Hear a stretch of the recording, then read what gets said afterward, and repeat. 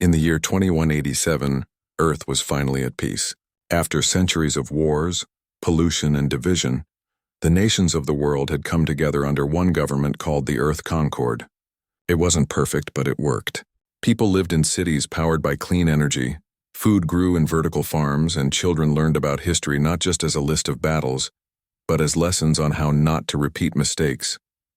Space travel was common, though still slow by galactic standards. Earth had outposts on the Moon, Mars, and a few asteroids, but humanity had never met another intelligent species. Until now.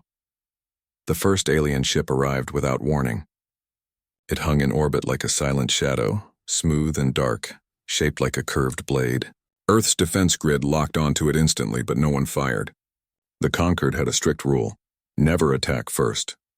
Within hours, a message came through, not in any human language, but in a series of pulses that Earth's best computers quickly translated. The message was simple: we are the Virex Dominion. You will join us. The Virex were not asking. They were demanding. Their empire stretched across dozens of star systems built on conquest and control. They were at war with a group called the Kale Collective, rebels who refused to bow to Virex rule. The Virex needed more soldiers, more ships, more resources, and they had chosen Earth as their next ally. Or, more accurately, their next subject. The Concord Council met in Geneva, in a circular chamber with walls made of living plants and windows that looked out over Lake Geneva. At the center of the room sat Paul Hayes, the lead diplomat. He was calm, thoughtful, with silver streaks in his dark hair and eyes that had seen too many negotiations go wrong. Beside him was Lena Ortiz, head of strategic affairs. She was younger, sharper, with a mind that moved faster than most computers. She had grown up in the ruins of Miami after the Great Floods and never forgot what it meant to lose everything. Around them, representatives from every region of Earth debated fiercely. Some argued that joining the Virex was the only way to survive. Others said that saying no would bring destruction. But Paul stood and spoke softly. We did not unite Earth just to hand it over to someone else. We are not a weapon to be borrowed. We are a home, Lena nodded. If we say yes, we become part of their war machine. If we say no, they might leave us alone, or they might not. But either way, we must choose for ourselves, not out of fear. After a long silence, the vote was cast. Unanimous. Earth would remain neutral. They would not join the Virex. They would not join the Kale. They would stay out of the war. The reply was sent within the hour. Short and clear. Earth chooses peace. We will not take part in your conflict. For weeks, nothing happened. The Virex ship stayed in orbit, unmoving. Earth scientists studied it from a distance.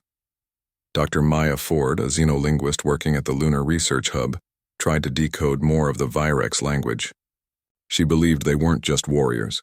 They had culture, art, even poetry buried beneath their harsh commands. Her brother Eli worked beside her, a quiet botanist who spent his days coaxing wheat and potatoes to grow in moon dust. He often joked that if aliens ever came, he'd offer them a salad. Captain Neil Brooks, stationed on the orbital defense platform Orion, watched the Virex ship through his scope every night. He didn't trust silence. In his 20 years in space security, he'd learned that calm before a storm wasn't peace, it was waiting. He filed report after report urging the Concord to prepare, but his warnings were filed away under low priority. Down on Earth, life went on. Markets bustled, students graduated, couples married under solar-paneled rooftops. Most people forgot about the alien ship. It became background noise like weather or traffic. Only a few kept watching. Then one morning, the Virex ship vanished. Relief swept through the Concord. Many believed the aliens had accepted Earth's answer and left. Celebrations broke out in Tokyo, Nairobi, Buenos Aires. Paul Hayes gave a speech about the power of diplomacy. Lena allowed herself a rare smile. But Neil Brooks didn't celebrate. He checked every sensor, every satellite feed. Something felt wrong. The Virex hadn't argued. They hadn't threatened. They'd just disappeared. That wasn't how empires behaved. 2 days later, the truth came. A distress signal burst from Luna Colony Alpha. It was weak, broken, filled with static and screams. Before it cut out, one clear phrase came through. They're bombing us. Neil's blood ran cold. He rerouted all available drones toward the moon. What he saw on the feed made him sick. 3 Virex warships, smaller than the first but far deadlier, hovered over the colony. Beams of blue energy rained down, melting domes, vaporizing gardens, turning labs into glass. Luna Colony Alpha wasn't a military base. It had no weapons. It was home to scientists, teachers, children. Over 2,000 souls. The attack lasted less than 10 minutes. Then the Virex ships pulled back, broadcasting a new message. Neutrality is defiance. This is your warning. On Earth, silence fell harder than any bomb. The celebrations turned to ash. In Geneva, Paul Hayes stared at the footage, his hands shaking. Lena Ortiz stood by the window, her face pale, her jaw tight. She knew someone on that colony. Not just someone, family. Dr. Maya Ford received the news while analyzing soil samples. Her screen flickered with an emergency alert. Then she saw the list of names. Eli Ford, deceased. She dropped the tablet. It shattered on the floor, but she didn't notice. All she could hear was her brother's laugh, the way he'd hum while watering his lunar tomatoes. Down in Houston, young Ryan Cole watched the news with his parents. His father worked in orbital logistics, his mother in medical AI. They held each other as the death toll climbed. Ryan didn't cry. He just sat very still, his mind racing. He'd always wanted to be an engineer. Now he knew why. At the Orion station, Neil Brooks sent a coded message to every defense outpost. Prepare for war. He didn't wait for orders. He knew the Concorde would hesitate again, but this time, hesitation could mean extinction. Back on Earth, the people were no longer celebrating. They were grieving, and beneath the grief something else stirred. Anger, yes, but also resolve. The Virex had made a mistake. They thought Earth was weak because it chose peace. They didn't understand that peace wasn't weakness. It was a choice, and now that choice had been taken away. Paul Hayes called an emergency session. Lena Ortiz walked in not as a strategist, but as a woman who had lost her cousin in the attack. She looked at the council and said only one sentence. They think we won't fight. Let's show them how wrong they are. No one argued. The mood had shifted. Earth had refused to join the war. But now the war had come to them. And the Virex had just chosen the wrong enemy. In the weeks after the attack on Luna Colony Alpha, Earth changed. The streets were quieter. People spoke in lower voices. Memorials appeared in parks and plazas. Photos of the lost. Candles that never went out. Names read aloud every evening at sunset. Among them was Eli Ford, the botanist who dreamed of growing forests on the moon. His sister Maya stopped sleeping. She spent her nights in her lab, replaying the last signals from the colony, searching for anything the Virex might have missed or anything Earth could use. The Virex had called it collateral discipline. Not an act of war, they claimed, but a lesson. A reminder that neutrality meant nothing in their galaxy. They expected fear. They expected surrender. What they got instead was silence, and then, slowly, movement. Paul Hayes tried to keep the peace. He sent messages to the Virex demanding answers, calling for talks, but the Dominion did not reply. Their ship stayed just beyond the edge of the solar system, watching, waiting, as if they knew Earth would break, as if they were sure humanity would beg for mercy. But Earth did not beg. Lena Ortiz stood before the conquered council again, this time not in a suit but in a dark uniform with a single silver pin, a sprig of wheat, Eli's favorite plant. She didn't speak of revenge. She spoke of readiness. They think we're primitive, she said. They see our old ships, our slow engines, our lack of plasma cannons. But they don't know what we've been building in the dark. She was right. For years, Earth had worked on Project Aegis. Not a weapon, but a shield. A planetary defense system hidden in plain sight. Solar satellites that could bend light. Asteroid bases that doubled as missile silos. AI networks that could predict enemy movements faster than any human mind. It was never meant for war. It was meant for survival. And now survival had a name. Virex Neil Brooks returned to Earth for the first time in 3 years. He walked through the Houston Space Command Center, his boots echoing on the metal floor. Engineers and analysts moved quickly, eyes sharp, voices low. On every screen, data streamed. Ship schematics, energy signatures, Virex patrol routes. Ryan Cole was among them, barely 20, but already redesigning drone thrusters to be quieter, faster, deadlier. When Neil saw him, he didn't ask his age. He just handed him a file and said, "Fix this.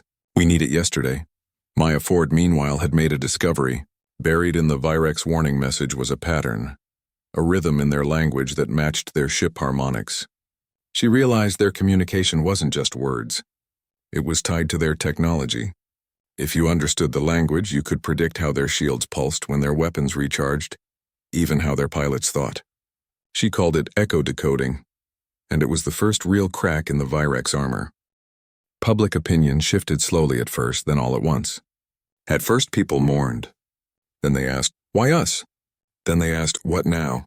Protests didn't call for war, they called for justice. Students painted murals of the moon colony. Musicians wrote songs about Eli's tomatoes. Farmers in Kenya and Iowa planted wheat in the shape of his name. The grief didn't vanish. It hardened into something else. Something steady. The Concord finally agreed. Earth would not strike first. But it would be ready. Project Aegis moved from theory to activation. Factories on Mars began producing sensor drones. Lunar ruins were scanned for salvageable tech. Old cargo ships were retrofitted with stealth coatings made from recycled solar panels. It wasn't glamorous. It wasn't like the war epics from centuries past, but it was real. Then came the second mistake. The Virex, confident that Earth was broken, turned their attention elsewhere. Their war with the Kale Collective was going poorly. The rebels had struck deep into Dominion space, destroying supply depots, freeing enslaved worlds. In response, the Virex High Command ordered a final, crushing blow, the complete annihilation of Thalos, the last free Kale homeworld. What the Virex didn't know was that Thalos meant something to Earth. 20 years earlier, during humanity's first deep space mission beyond Mars, the Starship Horizon had suffered a catastrophic engine failure near the edge of known space.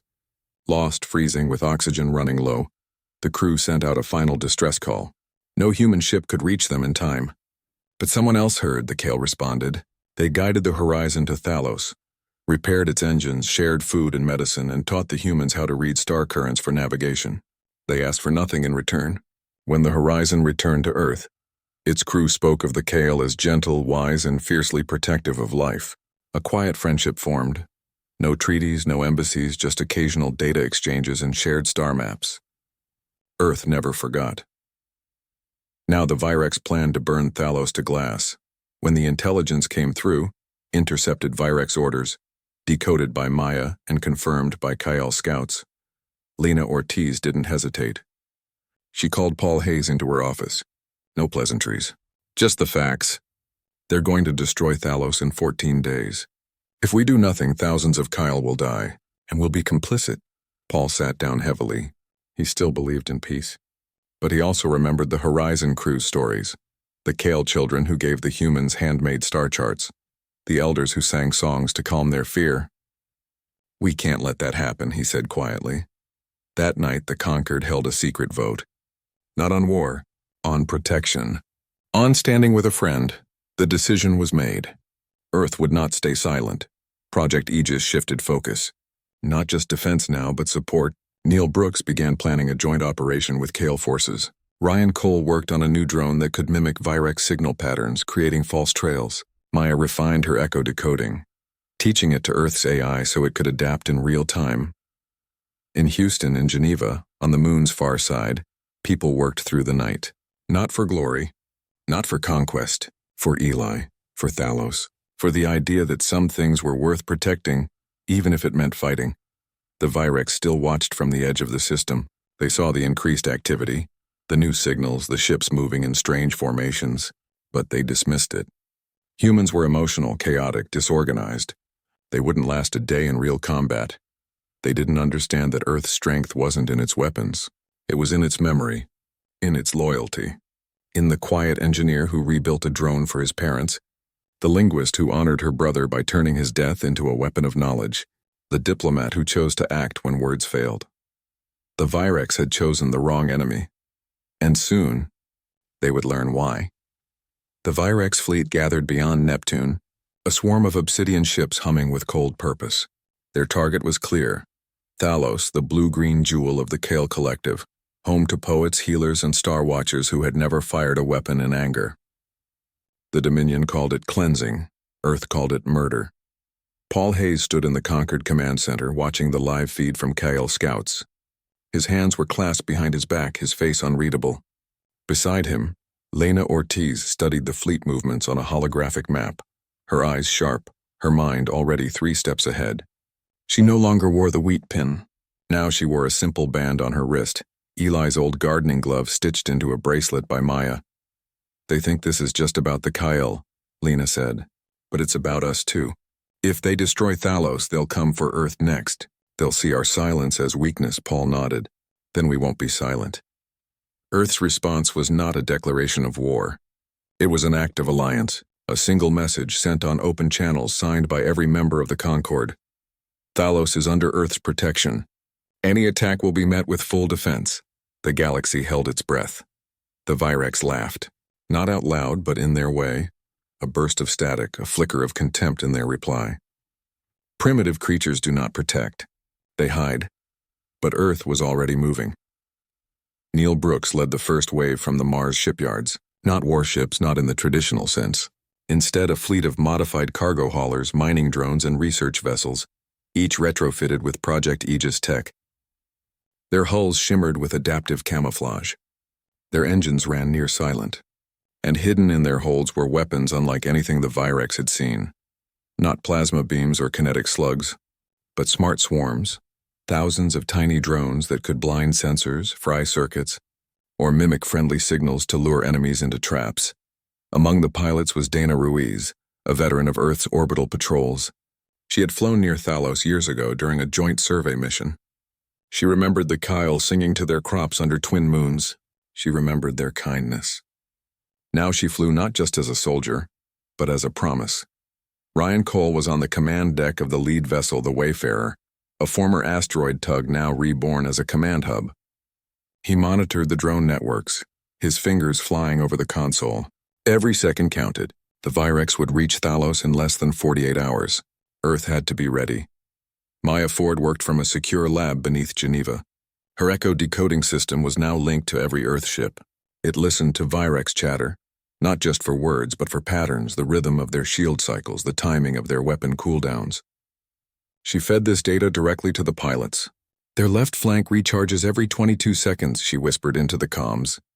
"Hit them at 21. The KL, at first hesitant, soon welcomed Earth's help. They shared their own knowledge, how their planet's magnetic field could disrupt enemy targeting, where the Virex would likely strike first. Trust grew fast when survival was on the line. Then came the first real test. A Virex scout ship broke from the main fleet, heading toward Thalos ahead of schedule. It was small, fast, meant to scan defenses. Dana Ruiz intercepted it alone, her ship cloaked in gravitational distortion. She didn't fire. Instead, she released a cloud of micro-drones that latched onto the scout's hull. Within seconds, the Virex ship's systems went dark. It drifted, blind and silent. Dana sent one message before vanishing back into the void. "Welcome to Thalos." The main Virex fleet slowed, confused. They had expected resistance, yes, but not this. Not cleverness, not silence that struck back. Lena Ortiz watched the data stream in. "They're hesitating," she said. "That's our window." Earth struck not with fire, but with confusion. Over the next 12 hours, Virex ships reported ghost signals, false fleets appearing on their scanners, then vanishing. Communications glitched. Navigation systems pointed toward empty space. One destroyer even fired on its own support vessel, mistaking it for an enemy. All of it was Earth's doing. Ryan's drones, Maya's language hacks, Neil's precise timing. The Virex commander, a hardened warlord named Kor Vex, grew furious. He ordered a full advance. "Burn the planet and everyone who hides behind it." But as the fleet surged forward, they flew straight into a trap. Thalos's magnetic field, amplified by Earth tech hidden in the upper atmosphere, pulsed at just the right frequency. Virex shields flickered. For 3 critical seconds they were exposed. That was all Dana Ruiz needed. From hidden positions in the planet's rings, Earth and Kale fighters launched. Not in a straight line, but in a spiral, mimicking the flight of Thalos's native sky rays. The Virex targeting systems, already confused, couldn't lock on. Missiles missed. Beams scattered. One by one, Virex ships fell. Not from brute force, but from being outthought. Back on Earth, people watched the battle unfold on public feeds. No one cheered. They held their breath. Children clutched handmade kale star charms. Farmers paused in their fields. In hospitals, doctors worked with extra care, as if every life saved was a strike against the darkness. Paul Hayes received a message from the Kyle Elder Council. It was simple. You stood with us when no one else would. We will never forget. Lena Ortiz finally allowed herself to breathe, but only for a moment. She knew this was just the beginning. The Virex would not accept defeat easily. They would come back stronger, angrier. Yet something had changed. The galaxy was watching. Neutral systems that had stayed silent now sent quiet messages of support. Some even offered supplies. The myth of Virex invincibility was cracking, and at the heart of it all was Earth, a planet that had refused to join a war, until the war threatened something it loved. In the cockpit of the Wayfarer, Ryan Cole looked at a photo taped to his console. Euston Garden. He whispered, "This is for you." On the surface of Thalos, Kale children lit lanterns and sang the old songs of protection, and in the cold dark between stars, Dana Ruiz turned her ship toward the next threat, her hands steady, her heart quiet. The Virex had chosen the wrong enemy, and Earth was just getting started. The victory at Thalos did not end the war. It only changed its shape. The Virex, humiliated and furious, pulled back to regroup, but they did not retreat. Instead, they gathered their full might. Hundreds of warships, planet cracker bombs, and a new command fleet led by Corvex himself. They would not be tricked again. They would crush Earth and the Kale together once and for all. Earth knew this was coming. Neil Brooks stood on the bridge of the Wayfarer, now the flagship of the Earth-Kale defense line.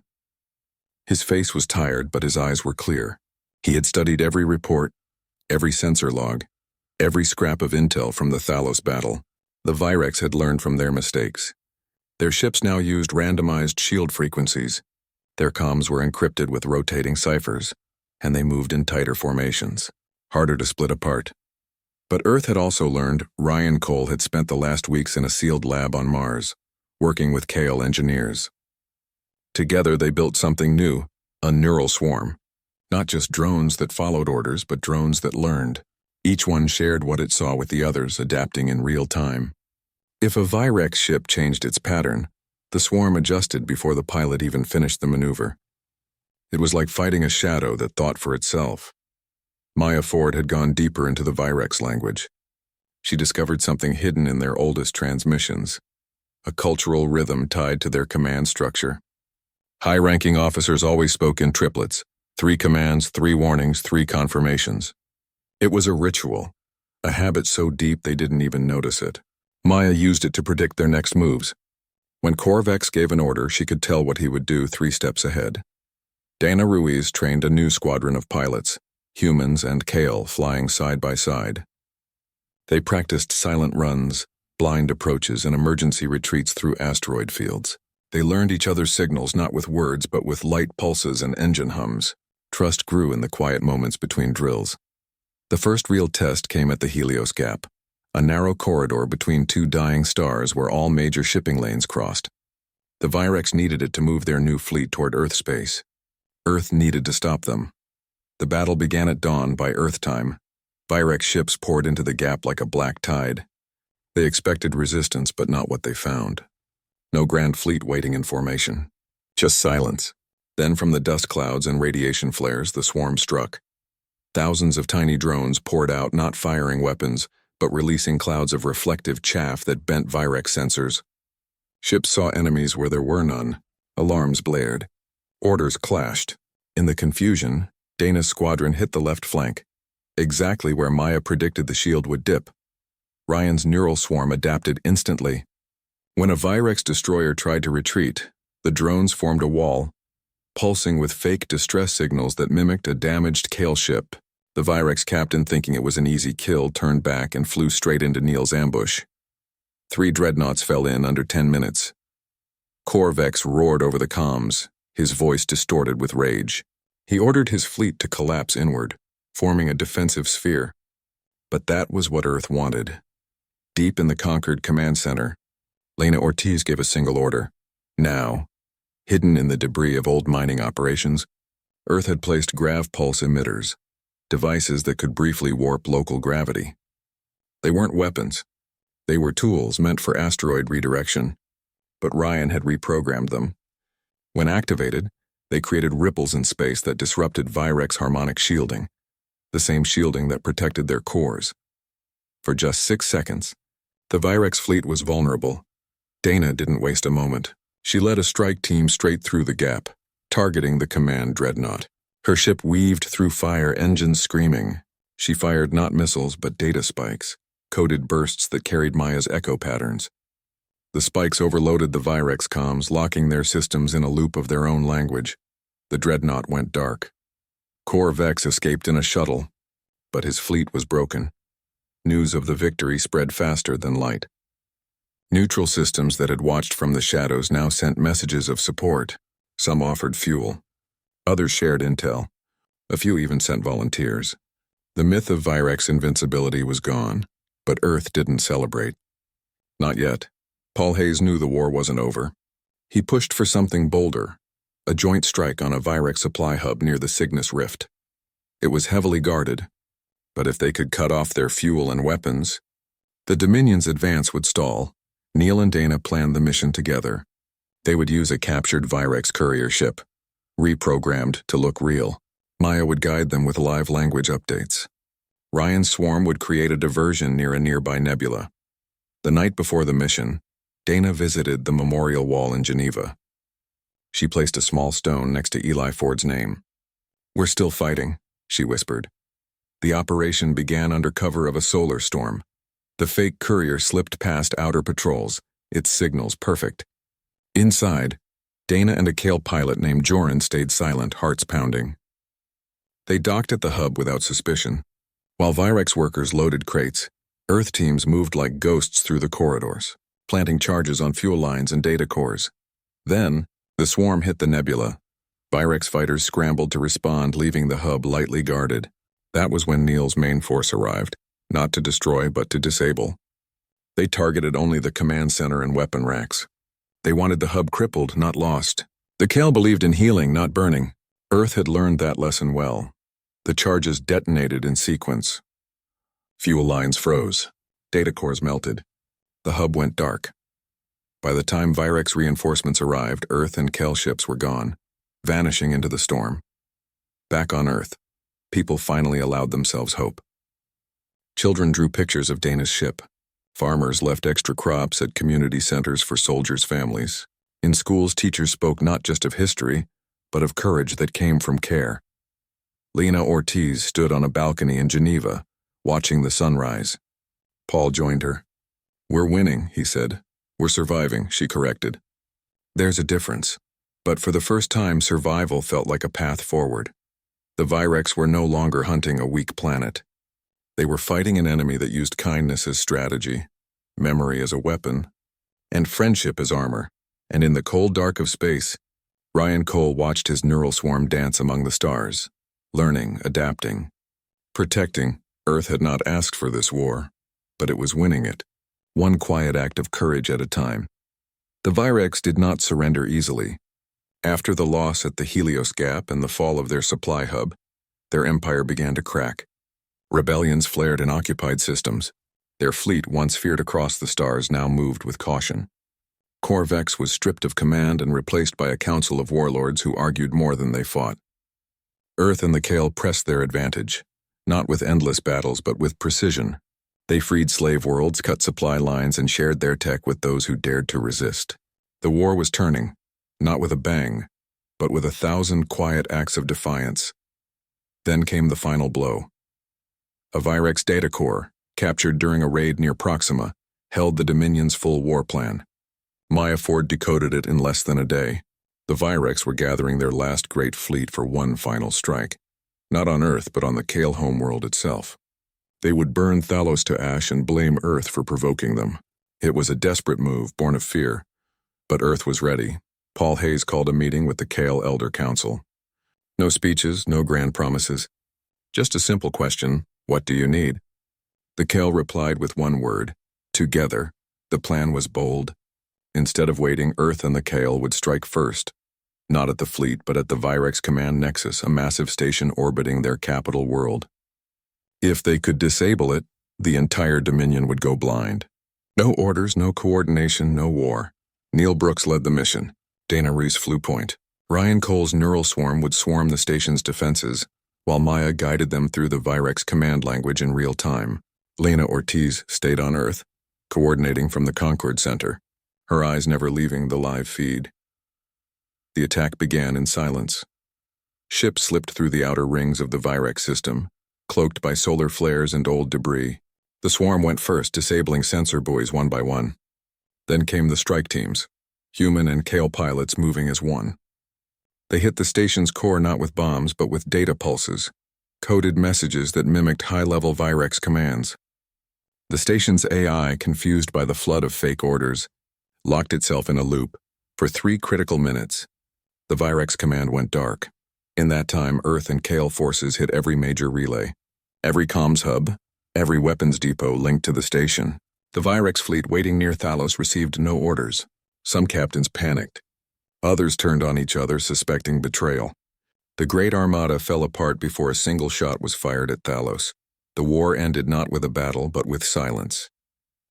Within weeks, Virex worlds began to surrender. Their leaders, seeing the writing on the wall, sued for peace. The Conquered, led by Paul Hayes, did not demand revenge. They demanded change. The terms were clear: full withdrawal from all occupied systems, reparations to Thalos and Luna Colony, and the dismantling of their war machine under joint Earth-Kale supervision. The Virex, broken and ashamed, agreed. Peace came slowly, like dawn after a long night. On Earth, the memorials remained. But now they were joined by new things: gardens planted with Kale seeds, schools teaching both human and Kale history, and a new academy on the moon, where children from both species learned side by side. Dr. Maya Ford opened the Xenocultural Institute in Geneva, not just to study alien languages, but to build bridges with them. She kept Eli's old gardening journal on her desk, open to a page where he had sketched a tomato plant growing under Earth's sun. Neil Brooks retired from active duty. He took a teaching post at the Interstellar Peace Academy, where he taught young pilots not just how to fly, but when not to fight. He often told them, strength isn't in your weapons. It's in your choices. Dana Ruiz returned to Thalos not as a soldier but as an ambassador. She helped rebuild what was lost, planting trees with Kale children and learning their songs. She never wore medals. She wore a simple bracelet made of woven sky ray feathers, a gift from Joran, her Kale wingmate. Ryan Cole stayed with Project Aegis, but its purpose changed. No longer a weapon, it became a shield for all. He worked with engineers from a dozen worlds, sharing Earth's tech freely. We built this to protect, he said. Not just us, everyone. Lena Ortiz became Earth's first Minister of Galactic Affairs. She stood before the Conquered one last time, not in uniform but in a simple coat made of recycled solar fabric. We refused to join a war, she said, but we never refused to protect what matters. That's not weakness. That's who we are. Paul Hayes watched her from the back of the chamber, proud and tired. He knew the road ahead would not be easy. Peace was harder than war. But for the first time in centuries, Earth was not alone. In orbit, human and Kale ships patrolled together, not as conquerors, but as guardians. They answered distress calls, helped lost travelers, and stood watch over systems still healing from the war. The galaxy learned a new truth: that the strongest civilizations were not the ones with the biggest guns, but the ones who remembered their friends, and far out in the stars. A young Kale child asked her teacher, "Why did Earth fight for us?" The teacher smiled. Because they knew that when someone hurts your friend, they hurt you too. On Earth, in a quiet garden in Houston, Ryan Cole placed a single tomato on a small stone marked with Eli's name. It was ripe, red, and full of sun. The war was over, but the future had just begun.